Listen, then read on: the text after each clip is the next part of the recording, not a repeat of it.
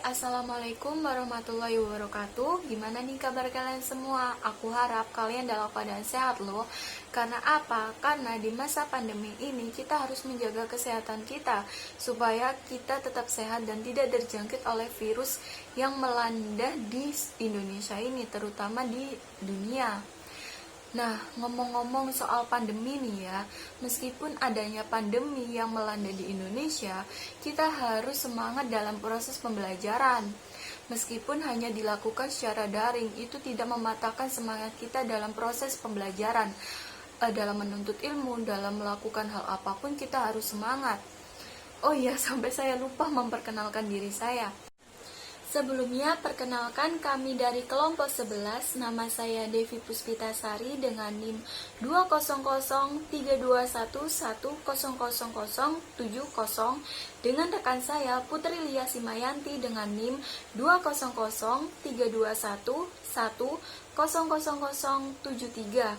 Di sini saya dari kelompok 11 ingin sedikit mempresentasikan, ingin menjelaskan apa sih isu-isu pertanian yang ada di Indonesia ini, apa pengertian dari pertanian, apa itu jenis-jenis pertanian, dan bagaimana solusi untuk mengatasi permasalahan pertanian yang ada di Indonesia. Oleh karena itu, mari kita simak videonya. Check it out.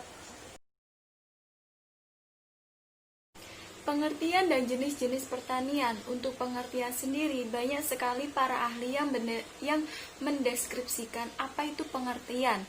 Nah, saya mengambil 3 para ahli. Yang pertama yaitu Van Arsten tahun 1953 yang menjelaskan bahwa pertanian merupakan kegiatan manusia yang dilakukan untuk memperoleh hasil yang berasal dari tumbuh-tumbuhan dan hewan yang pada mulanya dicapai dengan jalan sengaja untuk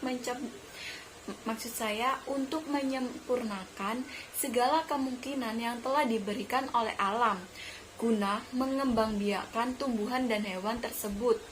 Yang kedua yaitu Moser tahun 1966 yang menyatakan bahwa pertanian merupakan bentuk produksi yang khas didasarkan pada proses pertumbuhan tanaman dan hewan. Petani mengelola dan merangsang pertumbuhan tanaman dan hewan dalam suatu usaha tani, yang dimana kegiatan produksi merupakan bisnis, sehingga pengeluaran dan pendapatan mempunyai arti yang sangat penting. Dan yang ketiga yaitu terakhir, menurut Panjar Simatupang tahun 2003 menyatakan bahwa pertanian bukan sekedar sebuah aktivitas ekonomi untuk menghasilkan pendapat bagi petani saja. Jadi dapat kami simpulkan bahwa pertanian adalah salah satu sektor di mana di dalamnya terdapat penggunaan sumber daya hayati untuk memproduksi sebuah atau suatu bahan pangan, bahan baku industri, dan sumber energi. Selanjutnya yaitu jenis-jenis pertanian. Sebelumnya saya sedikit menjelaskan bahwa sebagai negara yang berawal dari negara agraris alias banyak memanfaatkan bercocok tanam untuk hidup dan juga sebagai mata pencariannya, maka Indonesia sangat peka terhadap lahan-lahan pertanian. Oleh karena itu, pertanian di Indonesia dibagi menjadi 2 jenis. Yang pertama yaitu pertanian lahan kering dan juga yang kedua yaitu pertanian lahan basah. Untuk yang pertama sendiri yaitu pertanian lahan basah. Pertanian lahan basah adalah jenis kegiatan pertanian yang memanfaatkan lahan basah. Lahan basah yang dimaksud pada pertanian lahan basah ini seperti apa? Nah, maksud dari pertanian lahan basah itu sendiri ialah lahan yang kontur tanahnya merupakan jenis-jenis tanah yang jenuh terhadap air. Nah, pertanian ini banyak dilakukan di daratan rendah, biasanya berlokasi sekitar 300 meter di atas permukaan laut. Itu artinya, tanah pada lahan pertanian basah ini mempunyai kandungan air yang sangat tinggi, bahkan tidak jarang lahan pertanian basah ini tergenang oleh air sepanjang waktu. Contoh pertanian lahan basah sendiri itu meliputi persawahan, lahan gambut, rawa-rawa, serta daerah payau dan juga hutan bakau. Nah, selanjutnya yaitu pertanian lahan kering. Pertanian lahan kering adalah jenis pertanian yang dilakukan pada sebuah lahan yang kering, yaitu lahan yang memiliki kandungan air yang rendah. Bahkan, ekstrimnya merupakan lahan kering ini merupakan jenis lahan yang cenderung gersang dan tidak mempunyai sumber air yang pasti, seperti sungai, danau, ataupun saluran irigasi. Biasanya, pertanian lahan kering ini berada di atas 500 meter di atas permukaan laut, tapi banyak juga yang melakukan pada dataran rendah. Contoh pertanian lahan kering seperti pertanian terong, cabai, kacang-kacangan.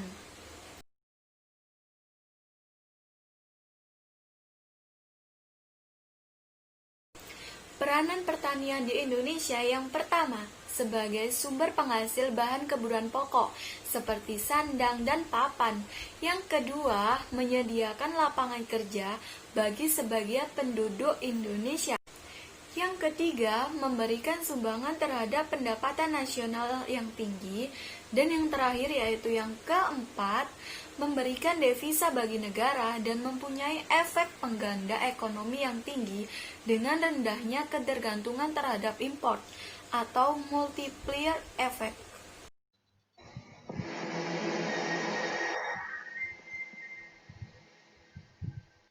Ya, perkenalkan, nama saya Putri Lia Simayanti. Di sini saya akan membahas mengenai isu-isu pertanian yang ada di Indonesia.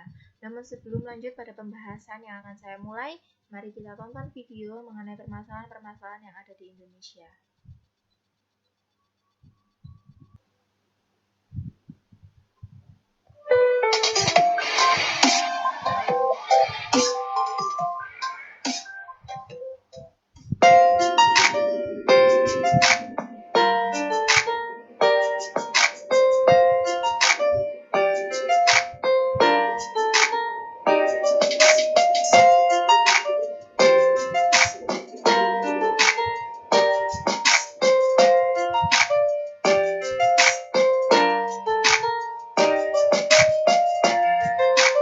Halo para pencari fakta. Negara Jepang memang dikenal dengan teknologinya yang begitu maju dalam berbagai bidang, termasuk pertanian. Dan gak dipungkiri petani di Jepang lebih maju dibandingkan petani di negara kita Indonesia. Karena mereka didukung oleh teknologi canggih yang akan memudahkan pekerjaan mereka.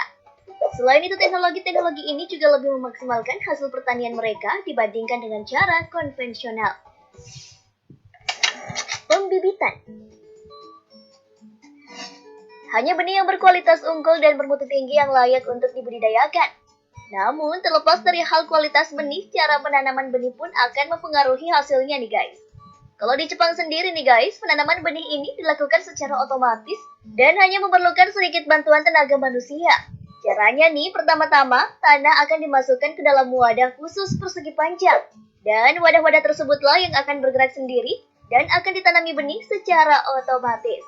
Selanjutnya, pada mesin terdapat sikat khusus yang berputar, yang mana sikat ini akan mencampur tanah dan benih secara efektif. Juga hal yang gak kalah canggihnya nih guys, pada penyiraman. Biji-biji ini selanjutnya akan melewati penyiraman secara otomatis. Canggih banget kan?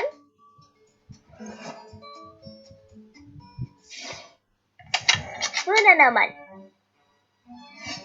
Proses penanaman akan dilakukan setelah benih sudah tumbuh dengan daun sempurna. Lalu cara menanam dilakukan dengan memasukkan bagian akar membentuk huruf L agar akar dapat tumbuh dengan sempurna. Itu cara manual ya. Tapi lain lagi nih di Jepang. Petani Jepang gak perlu capek-capek lagi turun ke sawah karena mereka sedang menggunakan teknologi canggih. Petani hanya perlu naik ke atas mesin dan gak perlu lagi turun berkotor-kotor riak di dalam sawah. Benih-benih yang sudah tumbuh hanya perlu diletakkan di atasnya. Lalu ketika mesin tersebut sudah dijalankan, benih-benih tersebut akan tertanam dengan sendirinya. Penambahan pupuk. Pupuk merupakan material yang ditambahkan pada media tanam atau tanaman. Penambahan pupuk diperlukan untuk mencukupi kebutuhan hara yang diperlukan tanaman sehingga mampu berproduksi dengan baik. Kalau cara penambahan pupuk yang kamu biasa lihat, gimana nih guys? Tentunya masih menggunakan tenaga manusia ya. Nah, kalau di Jepang nih, proses pemupukannya dijamin bakalan membuatmu terpesona. Untuk mengontrol jalannya helikopter tersebut, petani menggunakan remote khusus. Membersihkan gulma. Cara menyiapkan tanaman dari gulma ini pun bermacam-macam. Bisa menggunakan cangkul kecil untuk gulma yang cukup besar, atau menggunakan tangan jika gulma-gulmanya cukup kecil. Tapi hal ini tentu memakan waktu dan tenaga yang cukup banyak ya guys. Lain ceritanya di Jepang. Untuk pembersihan gulma di sawah, mereka menggunakan mesin khusus pencabut gulma secara otomatis. Mesin yang menyerupai kapal bot mini ini dikendalikan dengan remote control. Meskipun tidak menggunakan tenaga manusia, mesin ini hanya akan mencabut rumput liar di sekitar tanaman padi, tanpa mengganggu tanaman padi sebenarnya. Panen. Para petani Jepang menggunakan alat semacam traktor dalam memanen. Mesin ini dilengkapi dengan mesin pemotong di depannya, dan secara otomatis padi yang telah terpotong akan masuk di dalamnya. Mesin ini nggak hanya bisa memotong padi nih guys, tapi juga bisa memisahkan butir-butir padi dari Dibawa kemana pertanian Indonesia? Menjadi pertanyaan serius bila negara ini masih ingin bertumpu pada sektor pertanian untuk menunjang stabilitas ekonomi. Belum adanya kejelasan data komoditas pertanian di Indonesia menyebabkan celah impor dengan banyak kepentingan di belakang.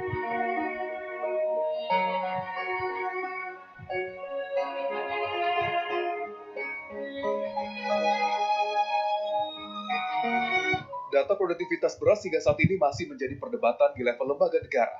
Saat ini data komoditas beras antara Kementerian Pertanian dan Kementerian Perdagangan masih belum sinkron.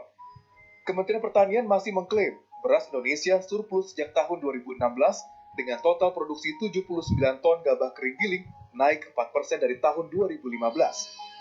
Berdasarkan data Kementerian Pertanian dalam Outlook Padi 2015, produksi beras Indonesia tahun 2017 bisa mencapai 46 juta ton, dengan jumlah konsumsi mencapai 32 juta ton.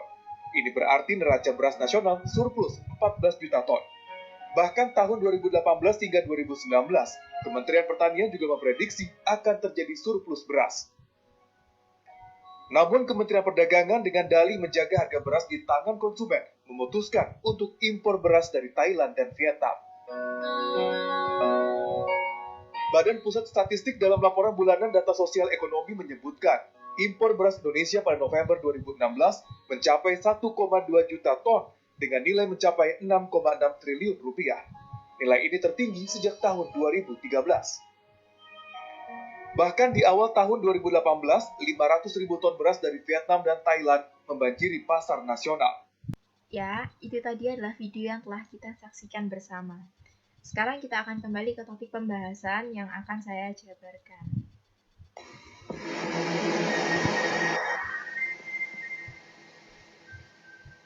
Yang pertama, adanya penyusutan lahan pertanian atau alih fungsi lahan pertanian. Pada video sebelumnya telah saya tampilkan telah dibahas mengenai penyusutan lahan. Penyusutan lahan dapat terjadi karena perubahan menjadi rumah-rumah warga penduduk atau menjadi pabrik-pabrik industri. Mengapa demikian? Karena peningkatan populasi masyarakat Indonesia dari tahun ke tahun semakin mengalami peningkatan, yang artinya setiap warga memerlukan rumah-rumah atau tempat tinggal bagi mereka. Penyusutan lahan pertanian saya dapat dengan didukung oleh data berikut saya dapatkan dari Badan Pusat Statistik di Indonesia. Di sini ada luas lahan sawah mulai dari tahun 2013 hingga tahun 2015. Ada 34 provinsi di Indonesia yang telah tercatat pada data tersebut.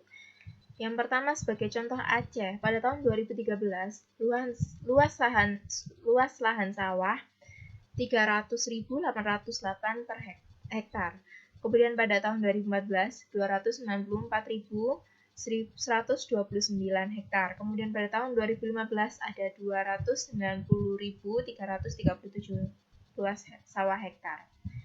Kemudian kita lihat secara menyeluruh di Indonesia pada tahun 2013 ada 8.128.499 luas sawah hektar. Kemudian di tahun 2014 ada 8.111.593 hektar. Di tahun 2015 ada 8.087.393 hektar. Yang artinya perubahan luas sawah dari tahun 2013 hingga 2015 telah mengalami penyusutan yang pastinya akan membawa dampak negatif bagi pertanian di Indonesia. Kemudian isu pertanian kedua yaitu adanya kurangnya pemahaman iptek bagi para petani. Seperti di video sebelumnya, bahwa Indonesia telah tertinggal jauh mengenai teknologi-teknologi modern dengan negara maju lainnya. Selain itu, para petani-petani juga kurang akan penyuluhan serta pemahaman mengenai penggunaan teknologi yang akan mempermudah mereka dalam bertani. Kemudian, yang ketiga, adanya perubahan harga pasar atau fluktuasi harga. Fluktuasi harga ini dapat mengakibatkan petani mengalami kerugian.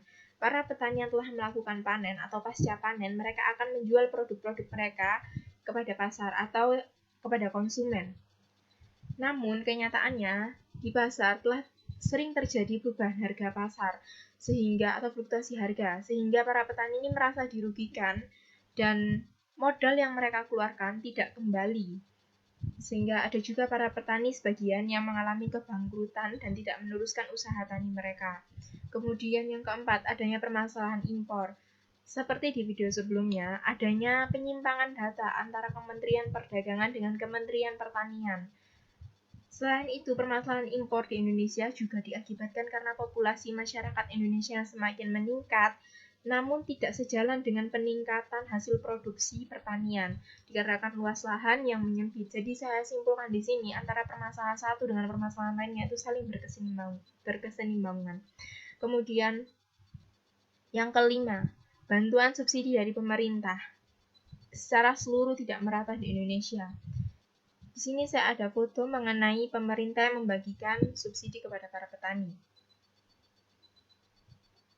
Ya, foto tersebut tentang pemerintah yang membagikan subsidi pupuk organik maupun non-organik kepada para petani. Namun nyatanya, bagi para petani-petani pelosok di daerah-daerah pelosok, mereka belum secara merata merasakan bantuan subsidi dari pemerintah. Sehingga dapat saya katakan, bantuan subsidi hanya dapat dirasakan oleh pertanian-pertanian yang telah mendapat bantuan. Oke, mungkin itu dari saya yang dapat saya jabarkan. Yang selanjutnya akan dijelaskan oleh rekan saya, Devi Puspitasari. Banyaknya isu-isu pertanian yang ada di Indonesia itu pasti ada solusi untuk mengatasi permasalahan pertanian tersebut. Nah, berikut ini adalah solusi dari permasalahan pertanian tersebut. Yang pertama, pemerintah segera mengatasi dengan memberikan bantuan atau subsidi dana secara serempak dan dibagi rata untuk para petani guna mensejahterakan masyarakatnya tersebut. Yang kedua, pemerintah serta petani seharusnya memiliki bibit unggul dan teknologi yang tepat agar tidak terlalu rugi meskipun lahan pertanian semakin berkurang. Yang ketiga, memberikan penyuluhan dan pembekalan para petani agar tahu pentingnya iptek. Dan yang terakhir yaitu yang keempat, petani melakukan pengudangan hasil panen saat persaingan dan harga produk yang tidak stabil. Sekian dari kami. Maaf bila ada kesalahan tutur kata yang tidak kami sengaja maupun kami sengaja. Saya akhiri. Wassalamualaikum warahmatullahi wabarakatuh.